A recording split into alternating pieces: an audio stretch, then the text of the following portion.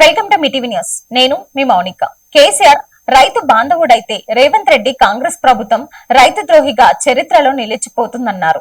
రైతుల కడగండ్లు చూసి ఏ రాజ్యం కూడా బాగుపడలేదని నర్సాపూర్ ఎమ్మెల్యే సునీతారెడ్డి అన్నారు. బుధవారం నాడు కోల్చారం మండలంలో ఎమ్మెల్యే సునీతారెడ్డి అంసానిపల్లి వసురం తండాలో పర్యటించారు. అంసానిపల్లి గ్రామంలో ప్రహరిగోడ సీసీ రోడ్ పనులకు శంకుస్థాపన చేశారు. అలాగే వసురం తండాలో నూతనంగా నిర్మించిన గ్రామ పంచాయతీ భవనాన్ని సర్పంచ్ వినోద్ నాయక్ తో కలిసి సునీతారెడ్డి లాంఛనంగా ప్రారంభించారు. అనంతరం గ్రామ పంచాయతీ పాలక వర్గంలో సమావేశమయ్యారు. సానిపల్లి గ్రామ సర్పంచ్ గీతా రమేష్, మాజీ డీసీఎంఎస్ వైస్ చైర్మన్ ఇంద్రసేన రెడ్డిల జన్మదిన వేడుకల్ని సునీతారెడ్డి ఆధ్వర్యంలో ఘనంగా నిర్వహించారు. ఈ కార్యక్రమంలో పార్టీ మండల అధ్యక్షులు గౌరీశంకర్, సర్పంచ్ల ఫోరం అధ్యక్షులు రవితేజ రెడ్డి, నేతలు రాజాగౌడ్, మహేష్, బాగారెడ్డి, గోదావరి, సురేష్, రాములు తదితరులు పాల్గొన్నారు. ఈ సందర్భంగా సునీతారెడ్డి మాట్లాడుతూ కాంగ్రెస్ ప్రభుత్వం రైతుల పట్ల కక్ష సాధింపు చర్యలకు పాల్పడుతుందని ఆమె అన్నారు.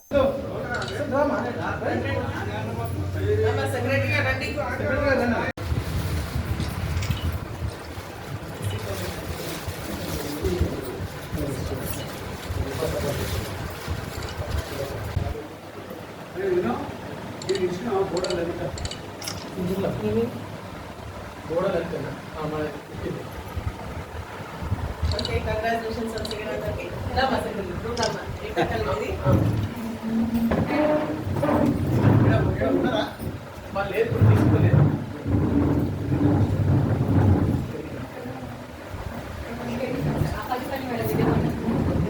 Thank you so much. లేదు. ఓకే, నమస్కారం అందరికి. కేక్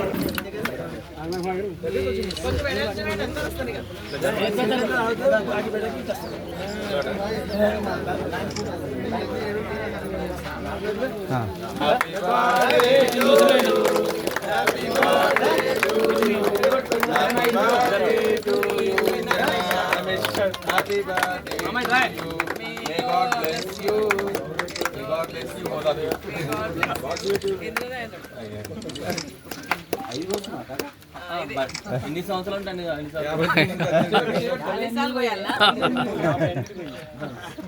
ఎనిమిది పోయి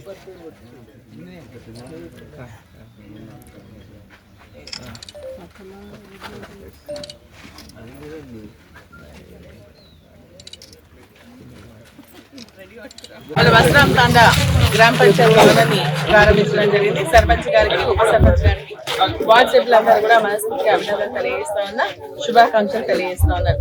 ఈ పాలక వర్గం ప్రజలకు అందుబాటులో ఉండాలని, వాళ్ళ కష్ట సుఖాలు పాల్పంచుకొని బీఆర్ఎస్ పార్టీ తరఫున గెలిచినటువంటి మరి వినోద్ నాయక్ గారు మరి ప్రజలకు సంబంధించిన అన్ని అంశాల్లో కూడా మరి అన్నింటిలో ముందుంటాడు కాబట్టి దీంట్లో కూడా ముందుండి వారికి సేవలు అందిస్తారని చెప్పి పూర్తి నమ్మకం, విశ్వాసం ఉంది.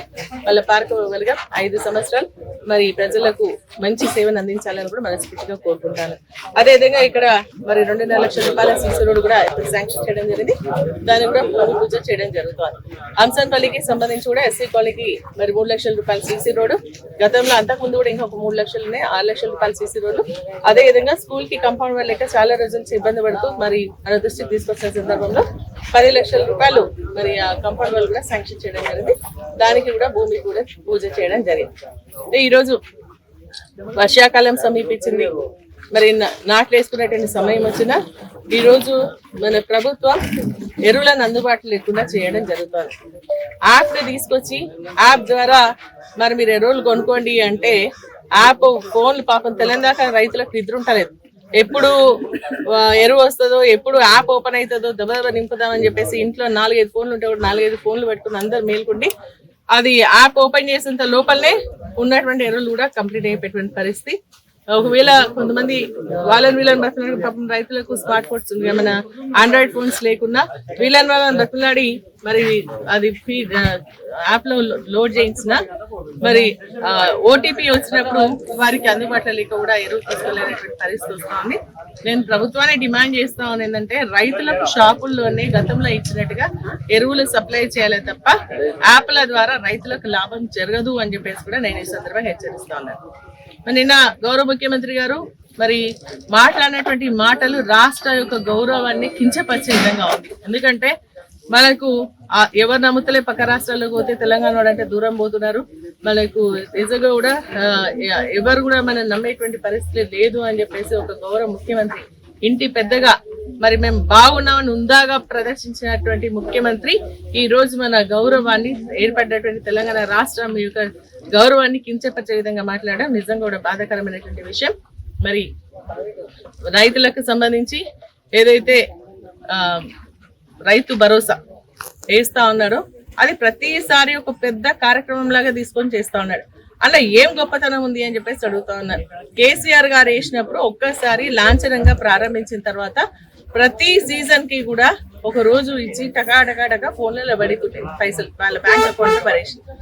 కానీ ఈ గౌరవ ముఖ్యమంత్రి ఏంటంటే ముఖ్యమంత్రి రేవంత్ రెడ్డి గారు మరి వేసినప్పుడల్లా వేసింది ఎప్పుడు ఫస్ట్ ఎలక్షన్స్ లో అందరికి వేసిండ్రు, ఎంపీ ఎలక్షన్స్ అప్పుడు, తర్వాత 2 ఎకరాలకు వేసింది, తర్వాత 3 ఎకరాలకు వేసింది, మొన్న అయితే 2 ఎకరాలకు బంద్ అయిపోయింది. చెప్పడం మాత్రం కోట్లు మరి ఏమంటారు దాటుతున్నాయి కానీ అమల్లో మాత్రం శూన్యం. మరి ఈ రోజు కూడా అంతా 2 ఎకరాల వరకు వేసి చేతులు దులుపుకుంటారని నేనైతే అనుకుంటున్నాను.